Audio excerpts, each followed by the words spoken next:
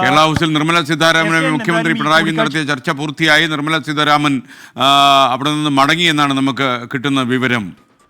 ബൽറാം നെടുങ്ങാടിയുണ്ട്. ബൽറാം നെടുങ്ങാടി, ധനമന്ത്രി പോയി കഴിഞ്ഞോ?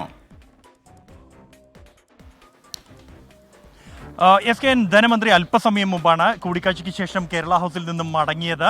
ഏതാണ്ട് 45 മിനിറ്റോളം നീണ്ടുനിന്ന ആ കൂടിക്കാഴ്ചയാണ് ധനമന്ത്രിയും ഒപ്പം തന്നെ മുഖ്യമന്ത്രിയും തമ്മിൽ നടത്തിയത്. കേരളത്തിൻ്റെ കഴിഞ്ഞ കാലങ്ങളിൽ ഉന്നയിച്ച സാമ്പത്തികമായ ആവശ്യങ്ങൾ സംബന്ധിച്ചുള്ള വിശദമായ ചർച്ചകൾ ഈ കൂടിക്കാഴ്ചയ്ക്കിടെ നടന്നിട്ടുണ്ട്. അത് വയനാട് സാമ്പത്തിക പാക്കേജ്, വയനാടിന് അനുവദിച്ച കേന്ദ്ര വായ്പയുടെ വിനിയോഗ കാലാവധി വർദ്ധിപ്പിക്കുന്നത്, ആശാ വർക്കേഴ്സുമായി ബന്ധപ്പെട്ട വിഷയങ്ങൾ അടക്കമുള്ള ഏതാണ്ട് 10ഓളം വിഷയങ്ങൾ ഈ കൂടിക്കാഴ്ചയിൽ ഉന്നയിച്ചു എന്നാണ് നമുക്ക് ലഭ്യമാകുന്ന വിവരം. 45 മിനിറ്റോളം നീണ്ടുനിന്ന കൂടിക്കാഴ്ചയിൽ ഏതാണ്ട് 30 മിനിറ്റോളം ഗവർണർ രാജേന്ദ്ര അർലേക്കറും ഈ കൂടിക്കാഴ്ചയുടെ ഭാഗമായി അദ്ദേഹത്തിന്റെ കൂടി സാന്നിധ്യത്തിലായിരുന്നു ഈ ചർച്ച നടന്നത്. കൂടിക്കാഴ്ചയ്ക്ക് ശേഷം അല്പസമയം മുമ്പാണ് ധനമന്ത്രി നിർമ്മല സീതാരാമൻ കേരള ഹൗസിൽ നിന്നും മടങ്ങിയത്.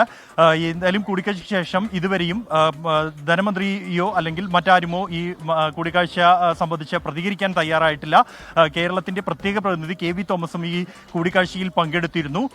അദ്ദേഹത്തിന്റെ കൂടി സാന്നിധ്യത്തിലാണ് ഈ ചർച്ചകൾ നടന്നത്. എന്നാലും അദ്ദേഹം കൂടുതൽ പ്രതികരണങ്ങൾക്ക് തയ്യാറായിട്ടില്ല. കേരളം വലിയ പ്രതീക്ഷയിൽ തന്നെയാണ് ഈ കൂടിക്കാഴ്ചയെ സംബന്ധിച്ചിടത്തോളം. കാരണം സംസ്ഥാനത്തോട് അനുഭാവപൂർവമായ ഒരു പ്രതികരണം കേന്ദ്രത്തിന്റെ ഭാഗത്തു നിന്നും ഉണ്ടായിരിക്കുന്നു. കേന്ദ്രം അവഗണിക്കുന്നു എന്ന കേരളത്തിന്റെ മുറവിളികൾ ഉയരുന്നതിനിടെയാണ് ഇത്തരത്തിൽ കേരള ഹൗസിൽ എത്തി മുഖ്യമന്ത്രിയെ കാണാനായി കേന്ദ്ര ധനമന്ത്രി നിർമ്മല സീതാരാമൻ തയ്യാറായത്. ഇത് കേരളത്തോടുള്ള അനുകൂല പ്രതികരണമായി തന്നെയാണ് വിലയിരുത്തപ്പെടുന്നത്.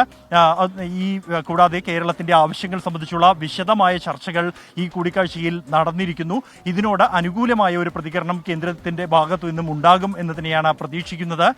നിലവിൽ ഇപ്പോൾ കൂടിക്കാഴ്ച സംബന്ധിച്ച് പ്രതികരിക്കാൻ കൂടുതൽ പ്രതികരണങ്ങൾക്ക് ആരും തന്നെ തയ്യാറായിട്ടില്ല. എന്നാൽ വിശദമായി ഈ കൂടിക്കാഴ്ചയിൽ എന്തെല്ലാമാണ് സംസാരിച്ചത്, കേന്ദ്രത്തിൽ നിന്നും എന്ത് മറുപടിയാണ് ലഭിച്ചത് എന്നുള്ളതാണ് ഇനി ഏറ്റവും നിർണായകം. വിശദമായി കേരളത്തിന്റെ എല്ലാ ആവശ്യങ്ങളും തന്നെ ധനമന്ത്രിയുടെ മുന്നിൽ അവതരിപ്പിച്ചു എന്നാണ് നമുക്ക് ലഭ്യമാകുന്ന വിവരങ്ങൾ.